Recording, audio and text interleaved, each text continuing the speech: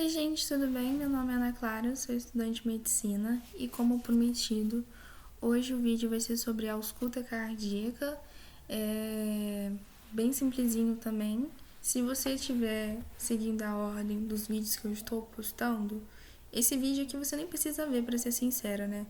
Mas se você está seguindo a sua ordem e esse, sei lá, é o primeiro ou segundo vídeo que você está assistindo e você não assistiu os anteriores, então talvez seja mais importante esse daqui para você. Primeiro eu ia falar sobre o estetoscópio. Estou longe do meu esteto aqui agora no momento, mas o estetoscópio ele tem duas regiões, né? Tem o diafragma, que é a região maior, e tem a campânula, que é a região menor. E essas duas regiões são muito importantes pra gente, porque na campânula que a gente vai escutar as bolhas acessórias em si, que seria a B3 e B4. Existem estetoscópios que já são pediátricos, assim, embutidos no esteto normal, então quando estes... Cara, eu tenho uma leve impressão que eu já falei isso. Será que eu já não postei vídeo disso? Enfim, quando for um esteto pediátrico assim, já embutido, você só pega a ponta, nem precisa mudar vamos dizer, o foco dele assim, e você só coloca em cima, por cima das válvulas mitral e tricúspide, porque são as duas válvulas em que a gente vai escutar as bolhas acessórias, né? Então tem os componentes diafragma, região mais larga do sino, propício para escutas de sons de alta frequência como as bolhas normais, B1 e B2 e a maioria dos sopros. Ele deve ser utilizado em todos os focos da ausculta, tá? Então você vai escutar no foco mitral, tricúspide, foco aórtico acessório, foco aórtico e foco pulmonar. A campânula é a região menor do sino e ela é propícia para a ausculta dos sons de baixa frequência, como a terceira e quarta bolha, né, B3 e B4. E ele deve ser apenas usado no foco mitral e tricúspide. Eu vou pegar o meu esteto, peraí. Estou com o meu esteto aqui na mão. Para quem quer saber, ele é da Spirit, ele não é um Littmann, mas ele é tão bom quanto o Littmann, tá? E a gente tem aqui, ó, essa aqui é a campânula, essa regiãozinha pequena, e aqui é o diafragma. O meu esteto, ele já é um esteto pediátrico embutido, então eu não preciso, quando eu for escutar, porque se o seu não fosse, o que você ia escutar aqui? Então você teria que ir lá e mudar o foco, não vou mudar aqui. Aí eu colocaria lá na mitral e tricúspide. Como o meu é um esteto pediátrico, já embutido, o que eu faço? Eu só seguro aqui na pontinha e eu apoio levemente, sem fazer força, tá? Levemente ali na mitral e na tricúspide para escutar o som para ver se não tem bolhas acessórias, né? B3 e B4. Aí a técnica de ausculta cardíaca, no caso, é necessário ter um bom estetoscópio, tá? Eu recomendo a Ana Clara Littmann. Gente, o Littmann é o padrão ouro que a gente tem. Não tenho condições de comprar um Littmann, então compra um Spirit, que é o Spirit, o meu, pelo menos é excelente, tão bom quanto o Littmann, tá? E o esteto, gente, ele é um... Assim, é claro que vai depender do que você vai se formar. Por exemplo, um ortopedista, eu acho que quase nunca vai usar um esteto, mas o esteto é para a vida de vocês. Isso aqui dificilmente vai estragar. Então é importante vocês investirem dinheiro num esteto bom mesmo, sabe? Então é necessário você ter um bom estetoscópio, tem que ter um ambiente silencioso, porque se o ambiente não for silencioso, como é que você vai escutar o coração, vai escutar as bolhas cardíacas em si? O paciente ele deve estar em decúbito dorsal, cabeceira em 30 graus, tá? E usando um travesseiro. Então, liga-se mais ou menos aqui nessa posição que eu tô aqui. Se bem que aqui eu acho que não tá em 30 graus. Aqui eu acho que tá uns 45, talvez. O paciente ele pode sim ser auscultado, você pode sim auscultar ele sentado, mas é necessário, você deve sempre escutar. Deve ser auscultado em decúbito lateral esquerdo, sempre com tórax desnudo.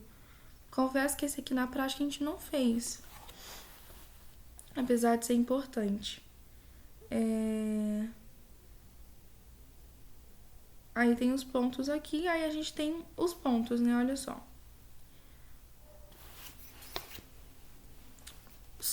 5 pontos no total.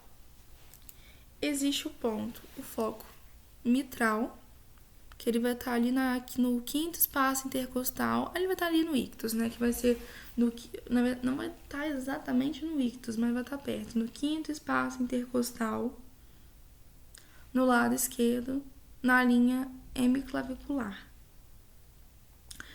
O foco tricúspide, ele já vai estar na metade inferior do externo, ao longo da área paraesternal esquerda. Quer ver o que? Deixa eu ver se eu acho uma imagem melhor para vocês.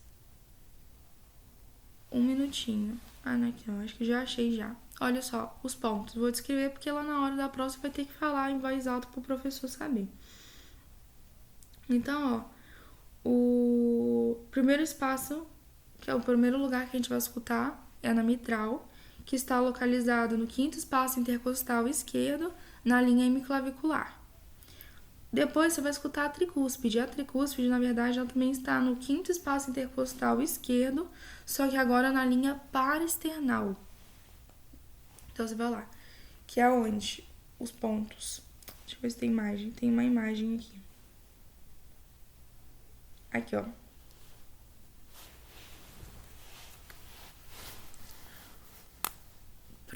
Mitral, quinto espaço intercostal esquerdo na linha hemiclavicular.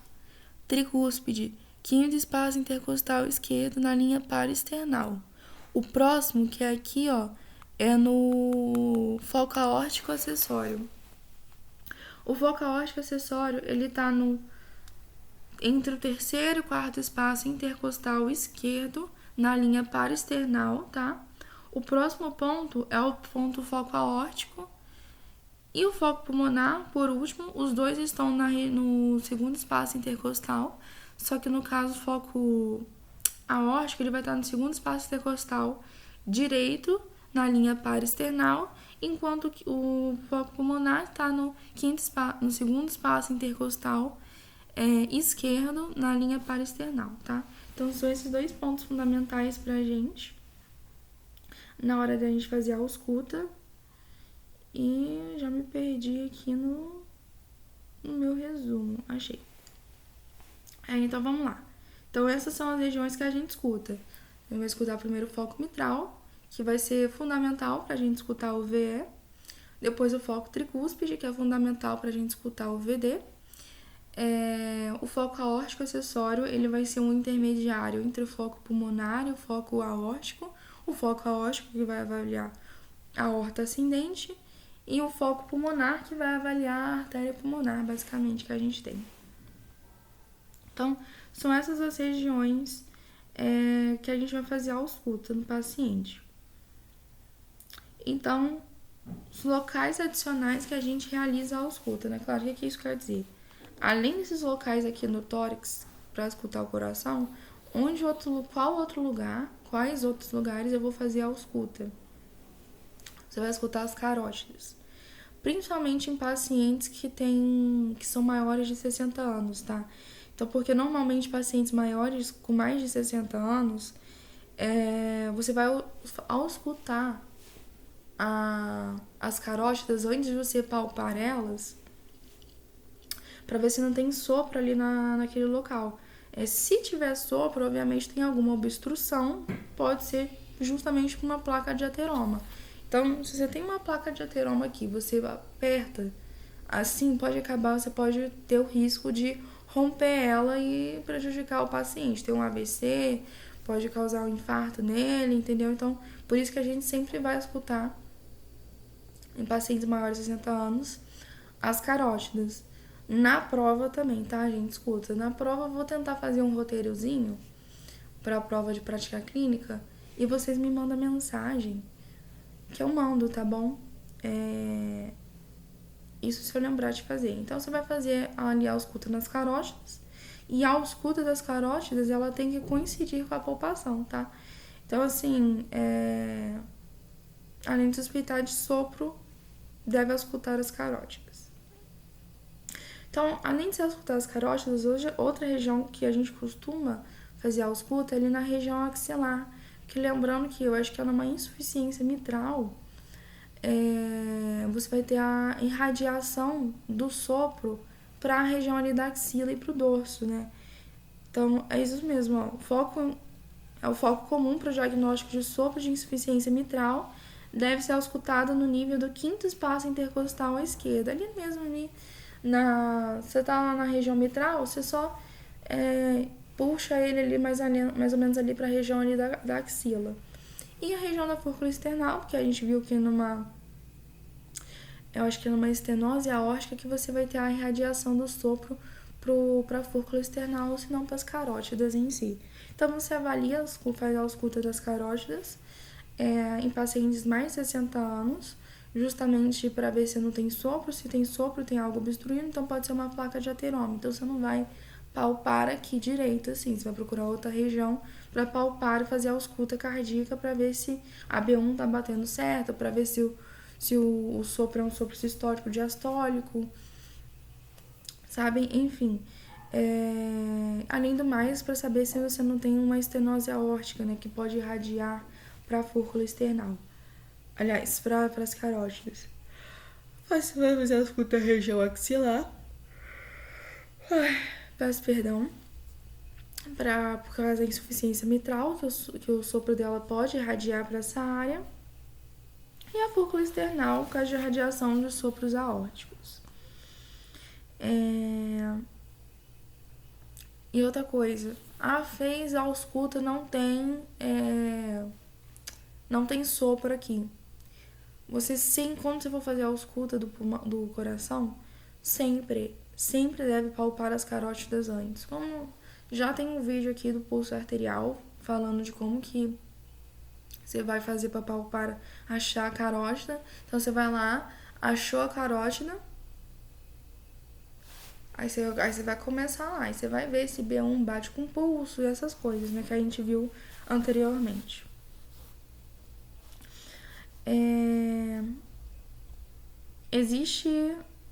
Aí tem o ciclo cardíaco, a beira-leitro, né? Que antes de eu iniciar falando do ciclo, vale ressaltar que o diagnóstico de alguma patologia cardíaca pode ser feito à beira do leito, sim. Lembra que eu falei no caso das doenças orovalvares, que apenas no leito, você escutando o sopro do paciente, você vendo o pulso do paciente, fazendo a ausculta, você já consegue diagnosticar, o paciente tem uma estenose aórtica, o paciente tem uma estenose tricúspide, uma estenose mitral, tem uma insuficiência aórtica, uma insuficiência mitral, uma insuficiência tricúspide. Então, na beira-leito, através da própria ausculta cardíaca, você já consegue diagnosticar o que o paciente tem, tá? Então, é muito importante. Falando sobre o coração, a gente tem que o coração funciona como uma bomba, né? A gente tem as duas fases, que é a sístole, que é a contração, e a diástole, que é o relaxamento.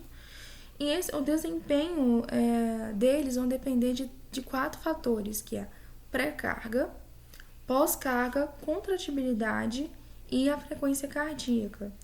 Lembrando que, a pré-carga, ela basicamente vai estar relacionada com a lei de Frank-Starling.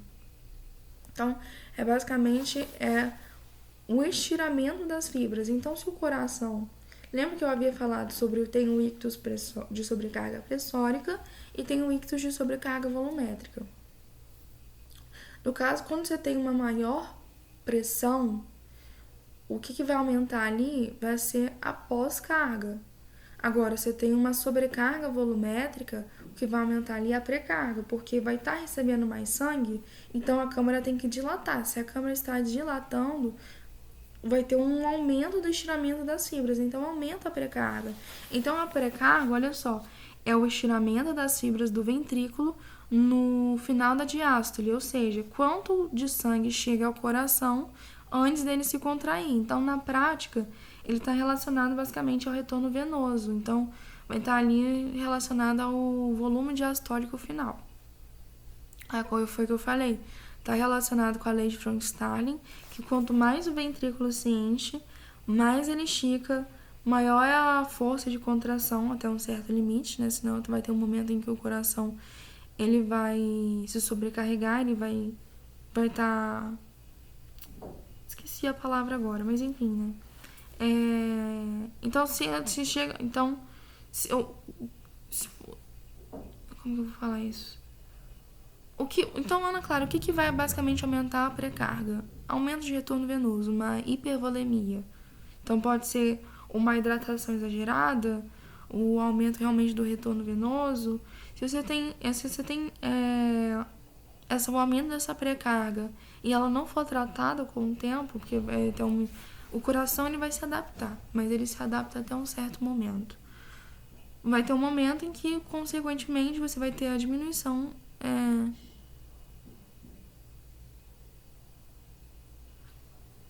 Não, viajei, esquece. Mas tá. Tá, então, o que aumenta a pré-carga é justamente essa hidratação, o aumento do retorno venoso. Então, o que vai diminuir a pré-carga pode ser a desidratação, pode ser uma hemorragia e etc. A pós-carga, ela vai estar relacionada justamente com uma sobrecarga pressórica. Por quê? A pós-carga é a força que o ventrículo tem que... É a resistência que o ventrículo tem que fazer para ejetar sangue. Então, é a força que ele tem que vencer para ejetar sangue. Então, é basicamente isso. A pós-carga é a resistência que o ventrículo precisa vencer para ejetar o sangue. Então, os principais fatores... Quais são os principais fatores que vai influenciar nessa pós-carga aí? Pressão arterial. Se você tem uma maior pressão arterial, né, então o ventrículo tem que realizar uma força maior para ejetar esse sangue. Se você tem uma resistência vascular periférica, né, que está vasoconstruído o vaso, o ventrículo, consequentemente, ele vai ter que fazer uma força maior para ejetar esse sangue.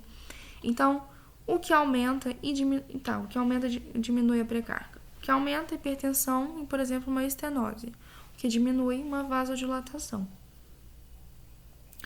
O que mais que é importante pra gente aqui? Em relação à ausculta de B1, a gente sabe que a B1 ela é o fechamento das válvulas atrioventriculares. Então, quando a gente escuta o som da B1 no foco mitral, a gente está escutando um componente que a gente vai chamar de M1. E normalmente o foco mitral ele é mais alto que o foco tricúspide em si, tá? Então, quando a gente escuta a B1 no foco tricúspide, a gente vai chamar esse componente de T1, né? De T de tricúspide e 1 de B1, M de mitral, 1 de B1, né? Enfim. Então, e o som da B1, ele é maior, tem uma maior intensidade que o som da T1. E lembrando que a B1 faz som de tum, que a gente tem. Pode ser escutado no tórax todo, tá? É óbvio que vai ser mais audível em foco mitral em si. Até mesmo em tricúspide o som é mais audível em si, né? E a B1 é um som de alta frequência com o diafragma. Fatores que atuam na sonoridade de B1. Isso aqui é importante, tá? Olha só. A espessura da parede torácica, ela vai influenciar muito no som. Se sendo menor, o som vai ser menor em pacientes obesos, né? Porque a espessura vai estar maior, então vai estar mais longe ali, assim, do coração, do mediastino em si, né? Agora, em indivíduos mais magros, o som já vai ser maior porque a espessura da parede, ela vai ser menor, né? Outra coisa que influencia, quanto mais abertas e móveis as válvulas estiverem, mais intenso será o som de B1. Então, se elas estão parcialmente fechadas, então a B1 está mais fraca, sabe? Estrutura das válvulas também. Se você tem uma estenose ali, se você tem uma insuficiência, ela também vai influenciar. Então, por exemplo, no caso de uma estenose mitral, a válvula está mais espessa, mas ainda tá móvel. Então, assim, fecha com força. Então, você consegue escutar a B1 é hiperfonética, né? Tá mais intensa em si. Já na insuficiência mitral, por exemplo, a válvula não coapta bem, ela não se fecha bem. Então, se a válvula não está se fechando bem, não vai fazer tanto aquele som. Então, você tem uma B1 hipofonética, né, mais fraca. E tem a B2, né, que basicamente é o fechamento das válvulas semiaórticas, né? Semiaórticas não, aliás, semilunares, né, que a gente tem. A B2 é o Tá, é a bolha que não bate junto com a distensão do pulso carotídeo, tá? No foco aórtico, ela é mais audível no foco aórtico e no. Como fala? No foco aórtico e no aórtico acessório, auscultamos o componente de A2, tá? E no foco pulmonar, o componente de P2. E a gente tem um costume de que A2 é maior que P2, tá? Então, o Tá do A2 em um dos focos aórticos tem seu maior, o Tá mais audível do que na P2 em si. Por que, Ana Clara? Porque a circulação sistêmica ela vai ter uma maior pressão do que na a circulação pulmonar ali. Então, o fechamento da válvula aórtica ela é mais intenso do que da válvula pulmonar em si. Ela também pode ser escutada em todos os pontos, apesar de ser mais audível também no foco aórtico acessório e no foco pulmonar, né? B2 é um som de alta frequência também, portanto também é audível com o diafragma do paciente com o diafragma do esteto. B2 ela é fisiologicamente desdobrada na inspiração, melhor audível no foco pulmonar. E tem aquele negócio que existe o desdobramento, eu acho que se fala desdobramento paradoxal, eu acho, de B2, né? Em que se o A2 for maior que... Como que era? Eu falei, já gravei disso. O A2, ele não pode ser maior que P2, eu acho que na expiração. Deixa eu confirmar aqui. Minto, na expiração, P2, ela vai ficar bem mais atrasada do que a A2. Tanto que vai ficar próximo da outra, se não me engano. Enfim, eu tenho que estudar isso melhor, que eu acho que eu não entendi isso até agora. Mas isso é assunto de outro vídeo, gente, perdão. Se P2 for maior que A2, então indica que possa ter uma hipertensão pulmonar, tá? Se a pressão arterial está maior, então a válvula pulmonar ela fecha com mais força. Quais são agora os fatores que vai influenciar na ausculta de B2? A gente falou dos fatores que influenciou na ausculta de B1 e tem agora os fatores que influenciam na ausculta de B2. Primeiro, a estrutura da parede torácica também é a mesma coisa. O volume injetado também, então, se você tem geralmente quando tem um maior volume injetado é nos estados hiperdinâmicos. E menor no caso de alguma estenose aórtica grave que a gente tem, uma insuficiência cardíaca grave. Então vai depender também do volume injetado, da estrutura da parede, vai depender também de como está abrindo e fechando essas válvulas, vai depender também da pressão dessas grandes válvulas. E é isso. Então qual é o passo a passo, qual que é a sequência da ausculta cardíaca? Primeiro a gente vai procurar as bolhas normais. Então a gente vai lá. Primeiro foco mitral, segundo foco tricúspide, terceiro foco aórtico acessório, quarto foco aórtico e quinto foco pulmonar. Escutamos, procuramos B1, procuramos B2, procuramos as bolhas cardíacas normais. Depois, usando a campânula, ou se for o esteto pediátrico já embutido, só essa partezinha aqui assim, a gente pegou, só coloca de leve. A gente vai procurar bolhas acessórias. Onde mesmo a gente procura apenas bolhas acessórias? Em B1, em foco mitral e tricúspide, onde a gente quer achar B3 e B4. Então, é ali que a gente vai escutar. Então, procuramos, não tem nada, vamos em busca de sopro. O sopro, usando diafragma, a gente vai escutar todos os outros pontos anteriores, entendeu? O que mais? Aí como que a gente faz Eu deixei uma observação aqui interessante, ó. O ponto de ausculta cardíaco, chamado ponto de Erbe, ou se não, ponto foco aórtico acessório, ele é crucial para a semiologia, pois ele permite ouvir os sons da válvula aórtica e a válvula pulmonar. Foi que eu falei que ele era um intermediário das duas válvulas, né? Sendo um local excelente para identificar sopros diastólicos de insuficiência aórtica e componentes da segunda bolha. Ele localiza-se no terceiro espaço intercostal esquerdo, próximo da borda external. Está entre o terceiro e o quarto espaço, mais ou menos ali. Aí, Ana Clara, tá. Aprendi como faz a ausculta, já sei mais ou menos como é que é. Como que eu descrevo a ausculta agora no meu prontuário? Ritmo cardíaco regular, em 2 tempos, em 3 tempos. Vai depender se você está escutando bulha cardíaca, bulha acessória ou não. Com bulhas normofonéticas, M1 maior que T1, A2 maior que T2, que P2.